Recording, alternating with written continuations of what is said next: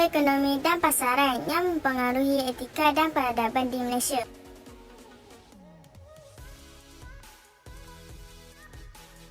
Assalamualaikum, saya Alia Adriana binti Muhammad Razib, nombor matrik 17 DSK 21F2057. Pendahuluan. Konsep etika dan peradaban yang perlu menjadi kekuatan kepada pembentukan negara Malaysia berdasarkan perkembangan masa, iaitu dari era pra-kolonial sehingga ke pasca-kolonial. Pengertian tentang pembentukan etika dan peradaban dalam masyarakat dikaji bagi meningkatkan penghayatan peradaban ke arah pemantapan kesepaduan nasional. Definisi ekonomi dan pasaran. Ekonomi adalah bidang yang mempelajari perilaku seseorang dan masyarakat tentang bagaimana memilih untuk menggunakan sumber yang terbatas. Pasaran pula adalah proses sosial dan pengurusan di mana kumpulan atau individu memperoleh apa yang diperlukan dan dikehendaki melalui penciptaan dan pertukaran nilai antara satu sama lain. Assalamualaikum dan selamat sejahtera. Nama saya Nur Soleha Sandari binti Muhammad Nafiah. Saya memegang nombor kad matriks 17 DSK 21F2025. Faktor-faktor pembentukan ekonomi terbahagi kepada 3, iaitu sosial, politik dan ekonomi.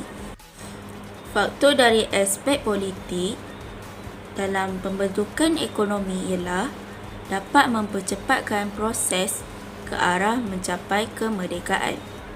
Contohnya, membina pemimpin bangsa dan kaum yang berdisiplin dan juga merancang pembentukan negara yang strategik. Faktor dari aspek ekonomi pula dapat membangunkan ekonomi serantau untuk kepentingan dan faedah negara anggota.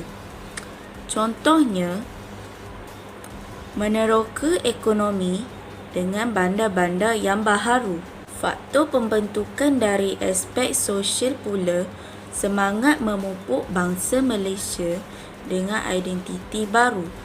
Contohnya, memperkenalkan peradaban yang berbilang kaum serta berkongsi pendapat.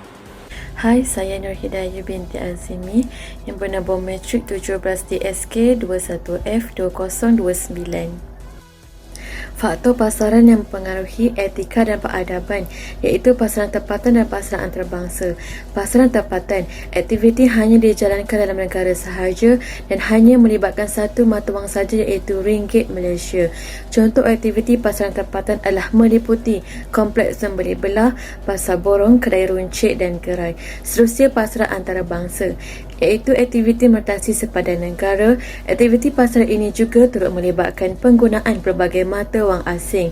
Contohnya dari segi pengangkutan yang biasa digunakan ialah kapal laut dan kapal terbang. Perkaitan antara ekonomi dan pasaran yang mempengaruhi etika dan peradaban.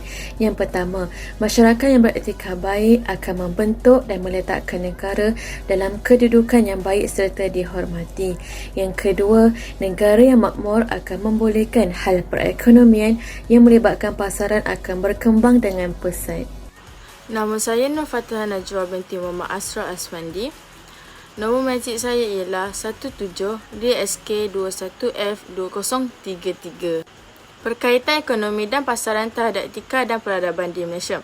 Faktor ekonomi dan pasaran yang mempengaruhi etika dan peradaban dapat mengubah kitaran hidup dan menjadi asas pembinaan tamadun yang kuat yang dibina oleh masyarakat yang mempunyai etika dan peradaban yang terbaik. Tanggungjawab setiap insan terbahagi kepada 3 perkara penting, iaitu tanggungjawab terhadap Tuhannya, tanggungjawab kepada diri sendiri dan tanggungjawab kepada orang lain serta persekitarannya. Sekian berikut adalah tentang ekonomi dan pasaran yang mempengaruhi etika dan peradaban di Malaysia. Kesimpulan yang dapat saya simpulkan adalah sebagai rakyat Malaysia, kita perlu saling bersikap semangat patriotik iaitu semangat kecintaan diri terhadap negara supaya negara kekal aman dan harmoni tanpa berlaku persefahaman dan kerusuhan antara penduduk dan kaum.